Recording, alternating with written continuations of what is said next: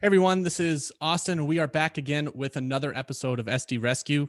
Like I said, I'm Austin, and this is Grayson Fulbright, our resident copywriting email expert. Grayson, how are you doing today? Doing well. We're in month 4 of 2021. I feel like time's going by so fast, and I hope everyone's ready for another quarter of conversations and another quarter of selling. As you can tell, Austin and I are pretty stoked about getting into another email, and this is actually episode 36. I think we're like almost 75% of the way to a year. We're getting there. Yeah, the big episode 52 is coming up. The 10,000 subscriber special face reveal. That won't work. We've already revealed the faces. All right. So let's jump into the email, because today we're going to look at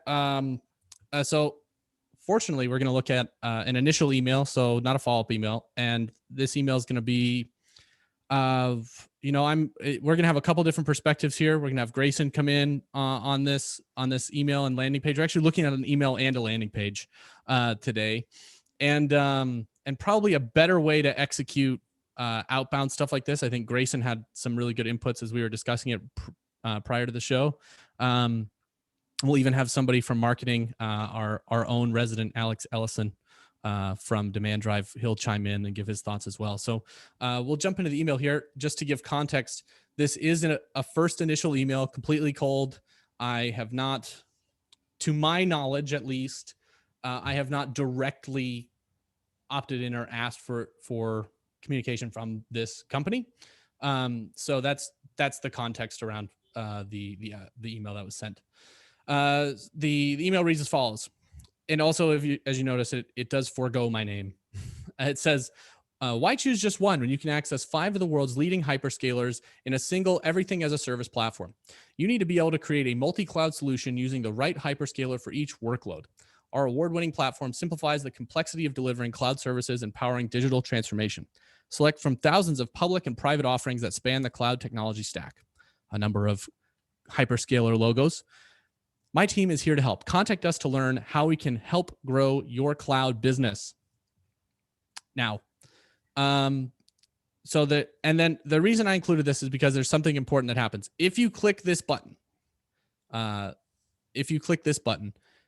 the contact us takes you to a landing page where it says, great, my team will be in touch soon, along with the sender's name and title, and along with the company. It has a little blurb about the company, that they're a Fortune 500 company, blah, blah, blah. We do lots of stuff, and someone paddling a kayak. So, I wanted to bring, so Grayson, I want to hear your thoughts about this, and we'll bring Alex on here as well to follow up and just get, a marketing perspective and what your reaction is to this type of execution. Yeah, for sure. I'll let Alex kind of bring in the marketing perspective, but I want to frame this email in particular as just a perfect example of why process and experience for a prospect is so important. I think, I feel like we could not even focus the episode on the messaging of the email itself and really just break down some feedback on what it feels like for a potential prospect or a potential buyer to go through this process that's been set up by the org. I'm not going to give any feedback yet, but what I can tell you is that if I were to receive an email and I were to click through because I was either interested or curious, and I received a landing page that had this form of quality and this seemingly generic, unpersonalized type of environment, instantly I would no longer be interested with your brand. I would not because of the messaging, not because of what you do, but because it's like, I can tell that you or your org has really big challenges with just bringing good experiences to people that they're talking to, not even their customers.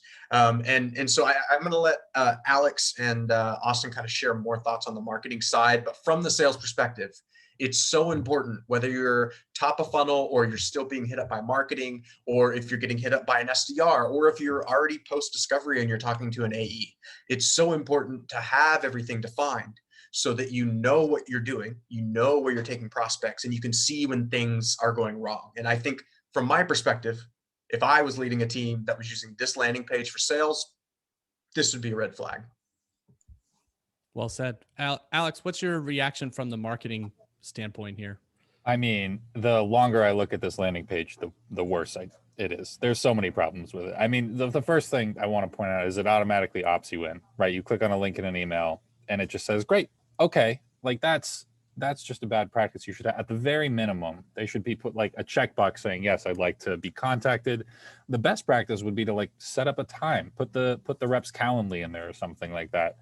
On top of that, the landing page itself has no additional content aside from like that tiny sentence at the bottom that looks like it reads more like the side effects of like a medicine commercial than like anything valuable that you could take back to your team. It doesn't like link anywhere. There's not even a clear way to get back to the homepage for this company.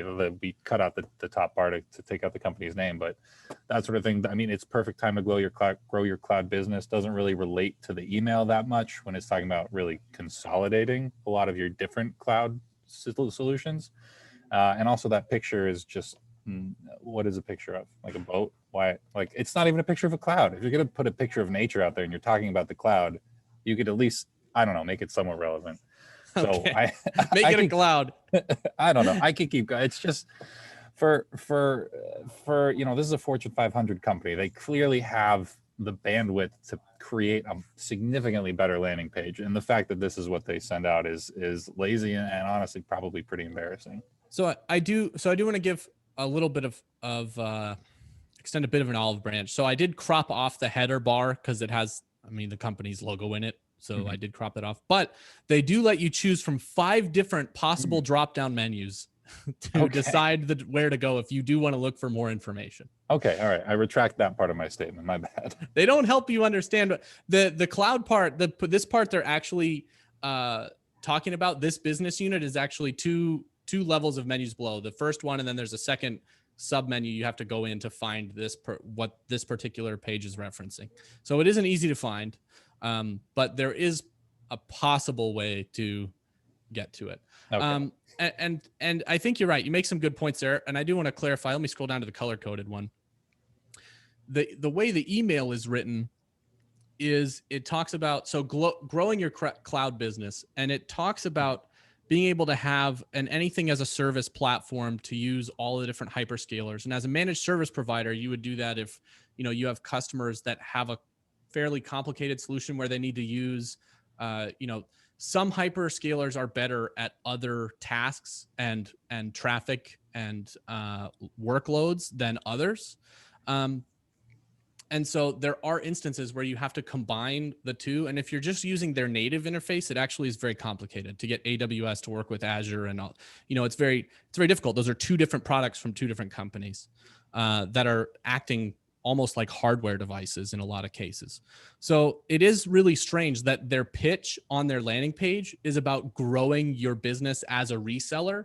I think that's ultimately what this is pitching, but it actually, the way it's pitched is it kind of makes me feel like I need to buy their product, right? Like the way the email is worded, around these certain problems, it's saying, hey, you can access all 5 by using our platform. But we want you to. So I think the email is it is misaligned, and you can see the misalignment on the landing page too. There isn't a whole lot of information there.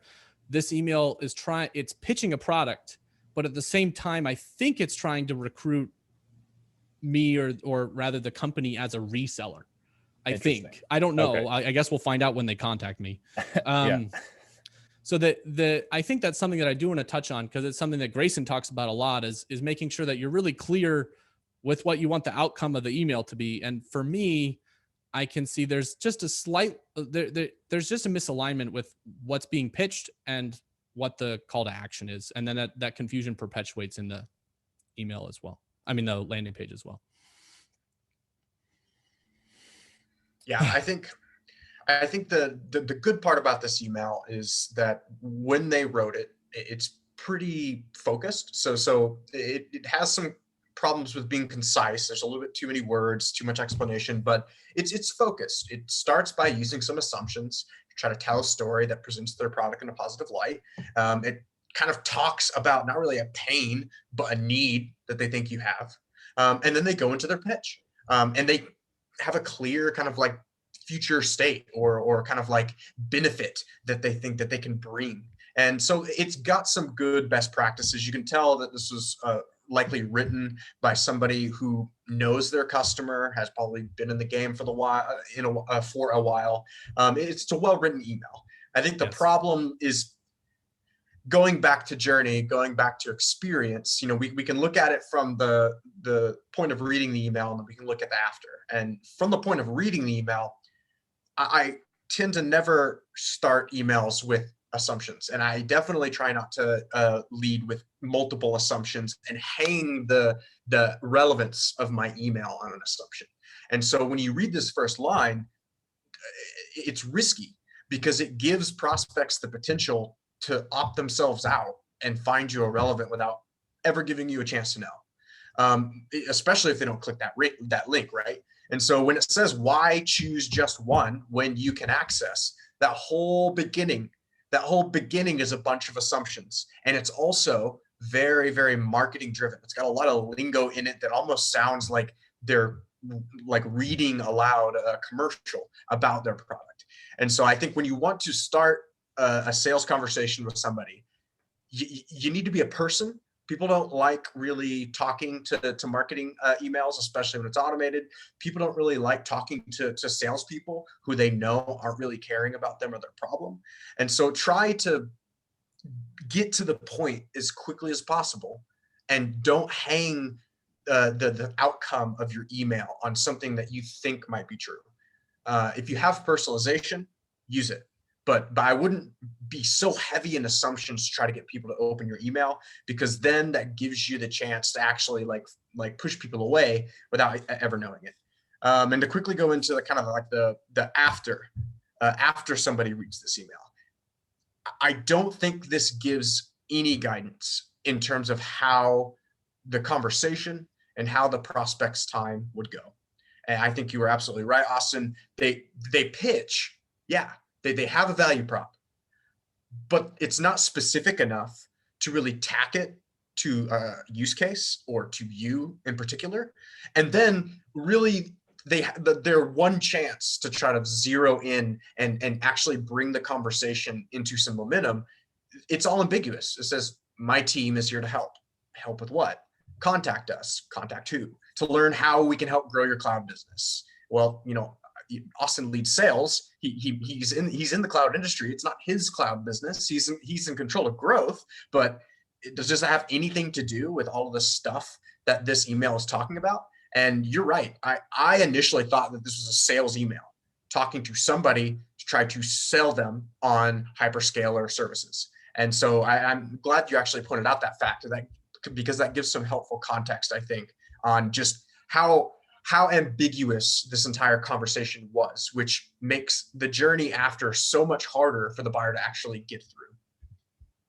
Yeah, and I went and dug around, because so not in the Google sheet, but in this these pictures. So I clicked on the pictures, and the pictures are actually linked to the homepage of this business unit, and the calls to action on there are all focused around become a partner, become a reseller, you know what I mean?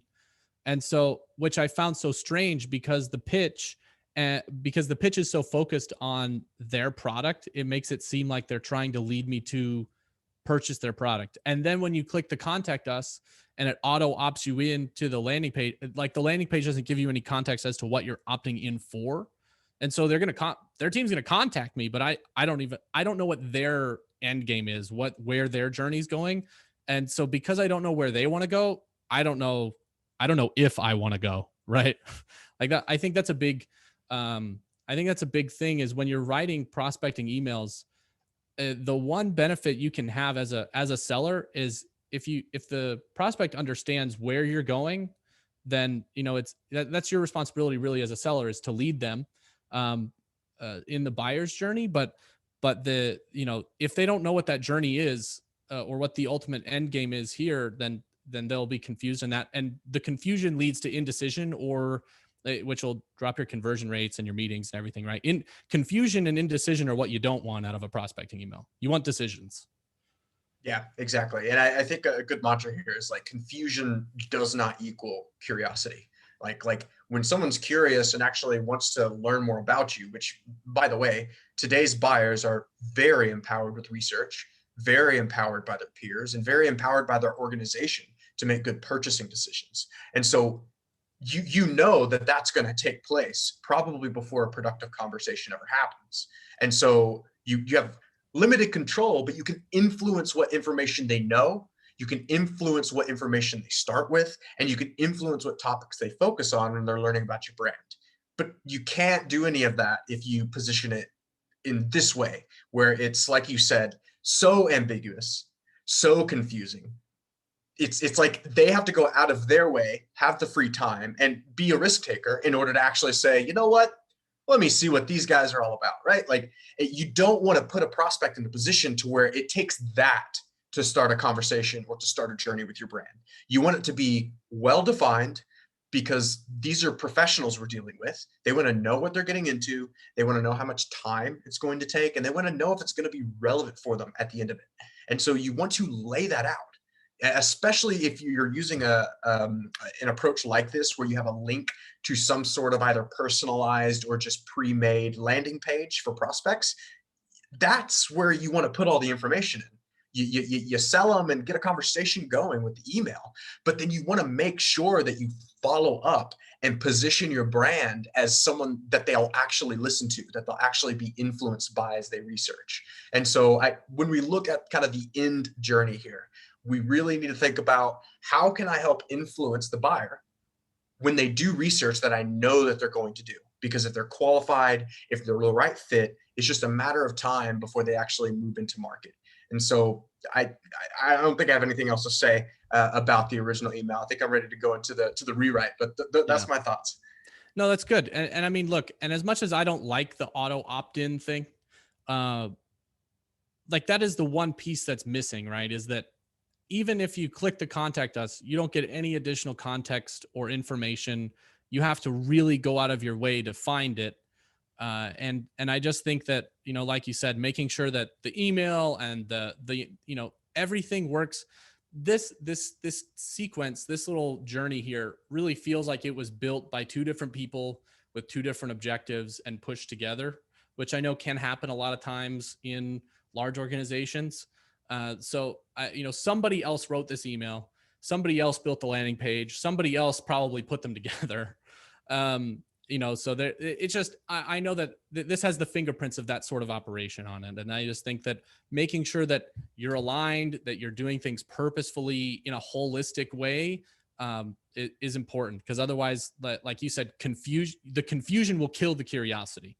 If there is any curiosity, like, from your message, because this is, like you said, there's really good elements in here that could spark curiosity. The confusion throughout the whole journey will kill it. And that's not what you want. So I rewrote this as an example of an email that I would send to somebody on a first introduction. And there's no link to the landing page, so we're kind of ignoring that step. I ignored that step, although maybe we could go into landing pages in the future. But so anyway, it says, "Hey Austin, have you ever been limited by the capabilities offered to you through the native interface for the major hyperscalers? I've found many MSPs are unable to combine multiple hyperscalers into the optimal mix for their clients' workloads, leaving the MSP frustrated and their clients dissatisfied. What are some of your best practices for managing multiple hyperscalers?"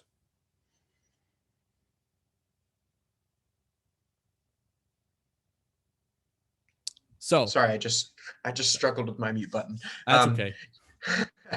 I really like this because you're actually using a storytelling element to get your point across. And I can even see that you use some of my formats where, I found kind of like sharing a specific pain and going into the consequence of the pain. So it's well structured. And I think the benefit behind that is, and we've talked about this before, it detaches the prospect a bit from the pain and from the embarrassment of what happens when problems arise. And you're just talking about a story, about your experiences in their industry, which that actually comes off as valuable, right? Rather than, like pointing fingers and trying to say, oh, like, you do this and you probably are unable to do this and you're probably frustrated. So when you separate and kind of put distance between the prospect and the story, it gives them the chance to actually identify, raise their hand, and actually find it relevant without you having to tell them that it's relevant. So I think that's very well structured. And I like the sentence that you led with, but I probably would have cut it down just a little bit, just to make sure that it's on one line and that as much as possible can like fit into the intro that they see before they open the email. What are your thoughts, Austin? Yeah, I mean, I think for so as I reread it just now, I think there's definitely formatting and grammatical things I can do to trim it down. I found it difficult to read that middle paragraph because of my punctuation or lack thereof. But yeah, I mean, so one of the things that I did like about this email is I tried to put this in a perspective of like, what if somebody was, so for example, I get hit up by sales tech vendors and MarTech vendors all the time. And I thought about what if somebody asked, started a conversation about a certain subject matter. So again, this is written from I was really confused about this email. So I just, the rewrite. So I just said, all right, if I was pitching this anything as a service platform, how would I write it? Not recruiting people for resellers. I couldn't tell what they were trying to do. So I was like, all right, if I'm pitching the anything as a service platform, how am I going to get into a conversation about it? And so with that, I just thought about if somebody asked me for, so if they talked about a certain subject or area that their product relates to, so for this example, it's dealing with multiple hyperscalers, and what my best practices for managing that were, I would feel at least a little bit inclined. And somebody sent something like this. So the line above it is to give some credence and social credibility that, hey, I'm at least a little bit of a peer. I understand what's going on here. I'm not just some guy calling and spamming you.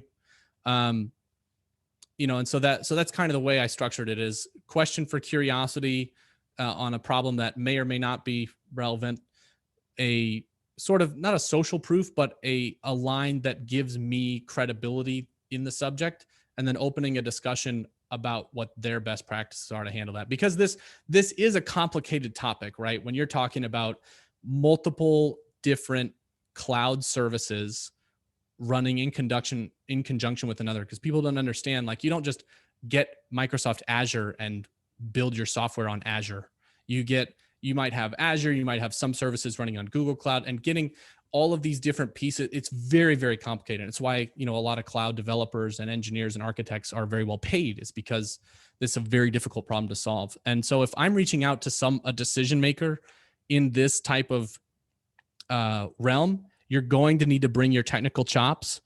And the second part is that the people that are in like the decision-making leading roles of this are very, very intelligent and good at what they do, right? This is a very upper echelon customer. And so you can play on that by asking for their best practices and opinions, because they are going to be pioneers. This is an industry that's being pioneered right now. It's evolving, and they're kind of on the frontier.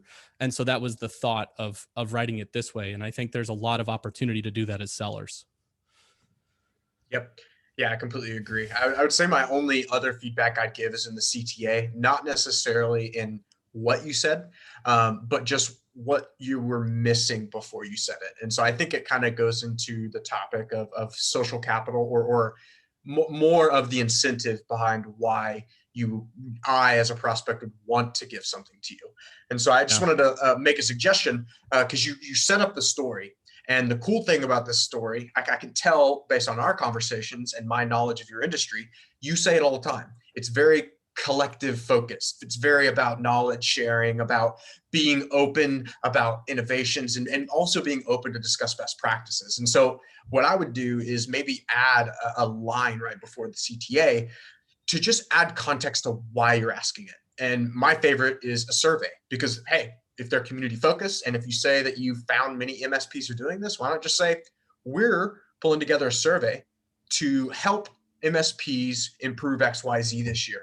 Would you be interested in sharing some of your best practices and highlighting brand as a leader? And then boom, all of a sudden, instead of it being this potentially annoying stranger asking a question that I don't know if I want to give their time, now it's like, ooh, I see an opportunity for my brand. I see an opportunity to help my community, and I see an opportunity to talk about myself, and people love that. Yeah, I think you're right. Like, so putting something in there for them. So whether it's a guest contribution, on a blog or newsletter or something, or yeah, like you said, a survey. There's a lot of really good incentives that I think if they come from a genuine place. Like I think sometimes when so you have to be careful with that because a lot of them are just veiled opt-ins.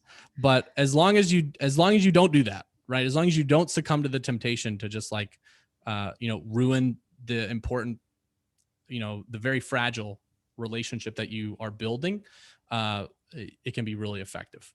And really, I'd like to see that happen more. Like, if you look at, because I'm going to bring this back to sales because it's an industry that I obviously, and me, Grayson, everyone on the call is probably familiar with.